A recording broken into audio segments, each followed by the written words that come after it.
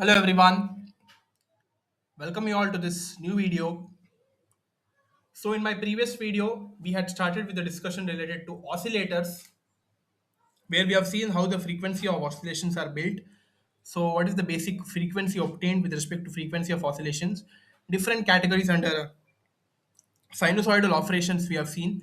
After that, we have seen with one important oscillator circuit, that is Wien bridge oscillator. Okay, in that the logic of lead lag circuit was there. So that's why first we had discussed that what do you mean by lead circuit and lag circuit, how the branches are to be interconnected with respect to feedbacks. Okay, from positive to negative feedback, how all the connections are made, and how the Wien bridge oscillator is obtained and it's working. Okay, so these many things we have discussed in the previous video. Please go and watch it. Okay, in this video we are discussing with all other four oscillators, that is one is RC phase shift oscillator, Colpitts oscillator, Hartley oscillator, as well as uh, crystal oscillator. Okay, so the main oscillator was Wien bridge, which I had discussed. These four oscillators, much explanations are not there, only the circuit part.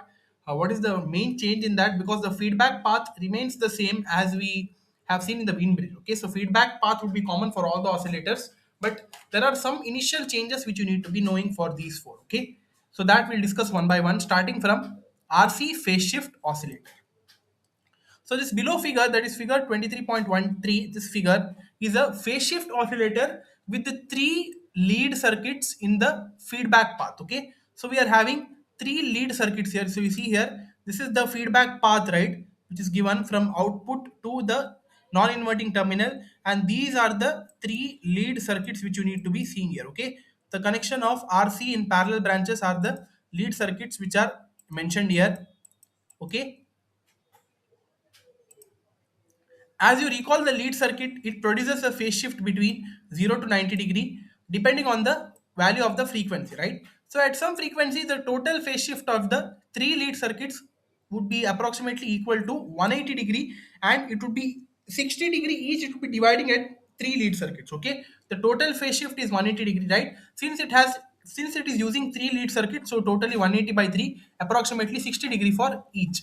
So some phase shift oscillator configurations use four lead circuits to produce the required 180 degree of phase shift. The amplifier has additional 180 degree of phase shift because the signal drives the inverting input. As a result, the phase shift around the loop would be 360 degree. Okay, since the internally the amplifier would be having another 180 degree phase shift, so this 180 degree along with the amplifier's 180 degree, so totally we would be getting a total phase shift around this complete feedback loop as 360 degree. Okay, which is equivalent to again 0 degree.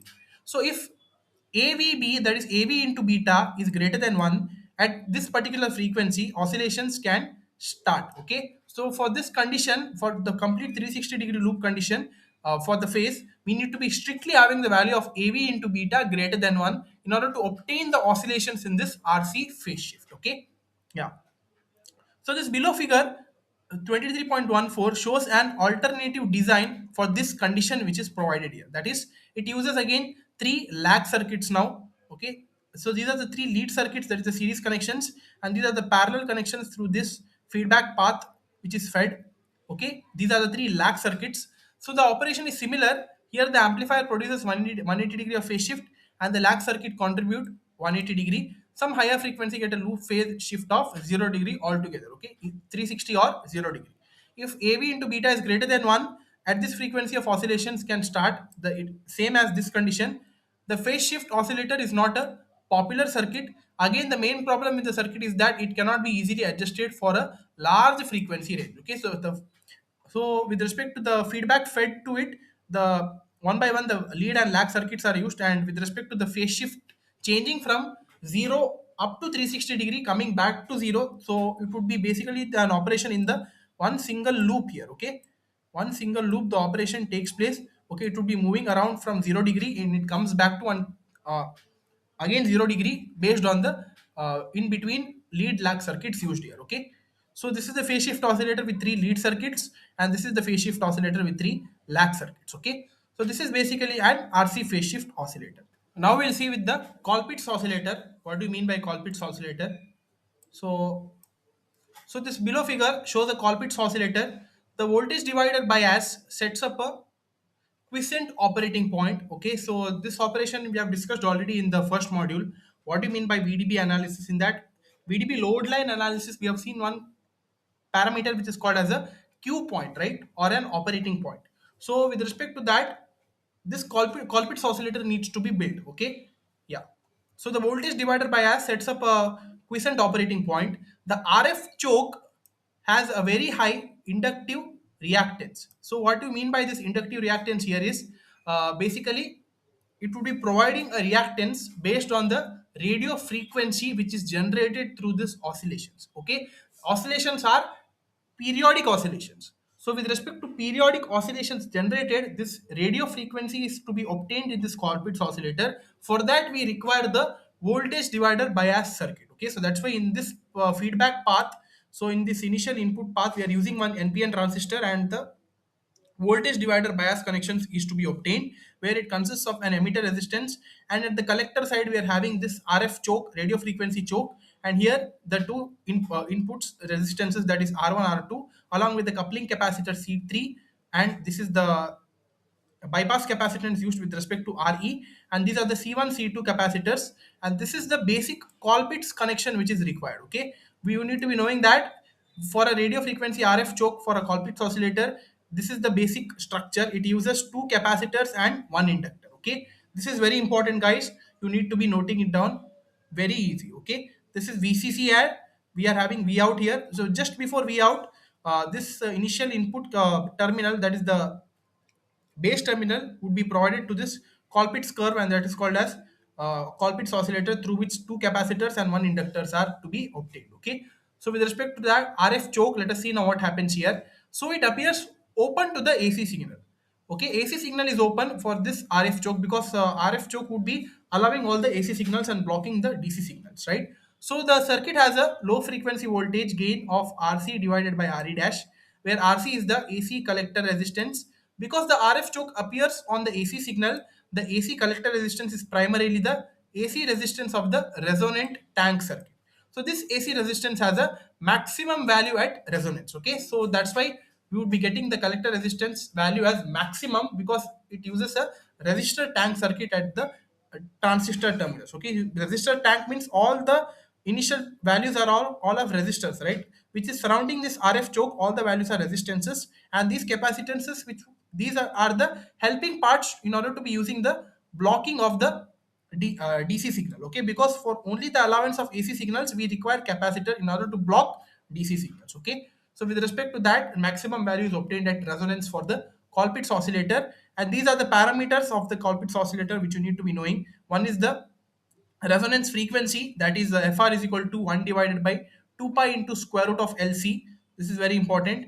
Then C, the equivalent capacitor. Since we are having these two in not in series, in parallel. Why? Because here we are having one terminal which separates these two branches. Okay, so this is the common emitter terminal through which these two capacitors are separated. So that's why these two are in parallel. So that's why it is equivalent capacitance is C1 C2 divided by C1 plus C2, and the feedback factor is C1 divided by C2, and the minimum voltage gain is C2 by C1. Okay, so the equivalent circuit of a Colpitts oscillator is simply written like this. This is for an radio frequency choke. Now equivalent circuit, okay, this part remains the same, two capacitor and one inductor, and this is the loop which takes place, and one NPN transistor with the direct feedback which is obtained through the uh, uh, base terminal. Okay, so this is the basic equivalent circuit of the Colpitts oscillator. So this is all about Colpitts. Now let's see the Hartley oscillator.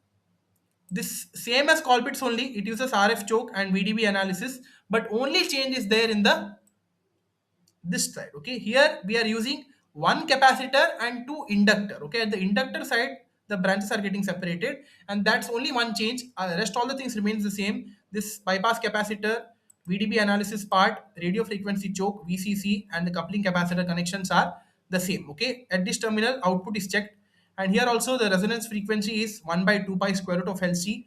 The equivalent inductance value here, these two are in series here, because it is separating the branch but not parallelly, because it is connected here, right, outward. So that's why it is in series. So the equivalent inductance is L1 plus L2. Beta here feedback factor is L2 by L1, and minimum voltage gain is L1 by L2. Okay, if you compare it with Colpitts, for the feedback factor was C1 by C2 and minimum voltage gain was C2 by C1. It is just opposite to that. So this is the Hartley oscillator. Okay, so these are the parameters which are mentioned here. Again and again, I will not tell that. Feedback fraction and the equivalent inductance. Okay, this was it, Colpitts Hartley. Now we are having one more final oscillator that is called as crystal oscillator. Here, what do you mean by crystal oscillator? You see here, when accuracy and stability of the oscillation frequency are important, a quartz crystal oscillator is used.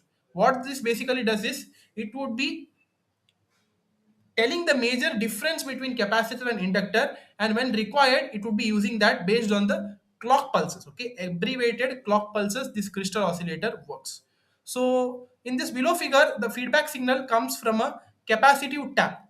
So you see here, this is the feedback signal and this is the capacitive tap used here. It is also called as XTAL or the crystal tap. Okay, so XTAL is basically the crystal frequency, and this is the basic crystal which is used here. Okay, capacitor tap. Okay, and this is the interconnection of a crystal oscillator made through this VDB analysis, RF choke, and rest of the things remains the same. Okay, as we will discuss in the next section, the crystal abbreviated XTL acts like a large inductor in series with a small capacitor. Okay, here in this case, inductors are in series and it is fed by a small capacitor. Okay, so because of this, the resonant frequency is almost totally unaffected by the transistor and stray capacitances. Transistors are basically the NPN, either NPN or PNP. So here the crystal basically avoids the necessary interconnections to be made in between the RF choke for the complete VDB analysis. Okay, so this is basically a crystal oscillator. This is not so important. So yeah, so please note it down. So that's all for this video, guys. In this video, we have discussed with the